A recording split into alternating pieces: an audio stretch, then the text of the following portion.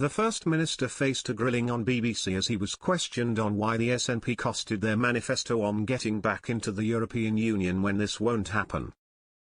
John Swinney struggled to answer questions as he suffered a general election battering on BBC's breakfast programme. The First Minister was grilled by host Naga Munchetty about his party's push for independence and rejoining the European Union. The SNP leader has already been criticised for refusing to talk to voters on BBC Radio Scotland's Drive Time programme, and with his poor performance on BBC, it is not surprising he was pulled from the show.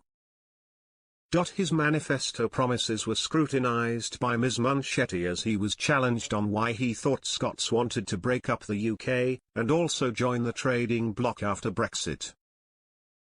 In the party's general election vows, they claim that tax revenue from rejoining the EU and the European single market would rise by £30 billion, while scrapping the Trident nuclear deterrent would save £6.5 billion.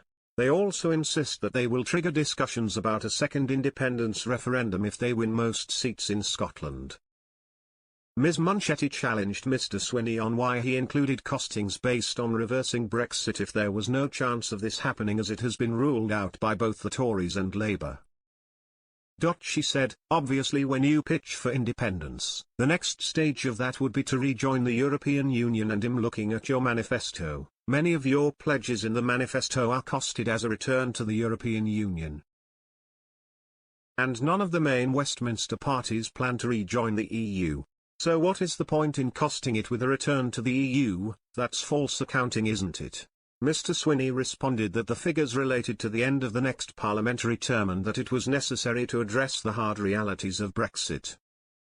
He said, Brexit has undermined the United Kingdom economy. It's having a damaging effect on economic opportunity and trading opportunities in Scotland. It's reducing the size of the economy. It's reducing the tax take by about £28 billion a year, £28 billion that could be invested every year in our public services. For Scotland that would be very close to £3 billion, which is a huge amount of additional investment in our public services. Now, that's the consequence of Brexit. It's got to be confronted, because if we don't confront that, we are just accepting an economic underperformance for years to come, and that's going to damage our economy. It's going to damage our society and damage our public services. So, at some stage, somebody's got to take the lead and say this was a mistake. And we've got to rejoin the European Union. For me, the answer to that is for Scotland to become an independent country so that we can rejoin the European Union. Ms Munchetty pointed out that this is still not going to happen, and why had the SNP based its costings on something that's not going to happen. Earlier in the interview, she also grilled him on why he was insisting on pushing for a second independence referendum, as she tore apart his argument that the party has a mandate for this.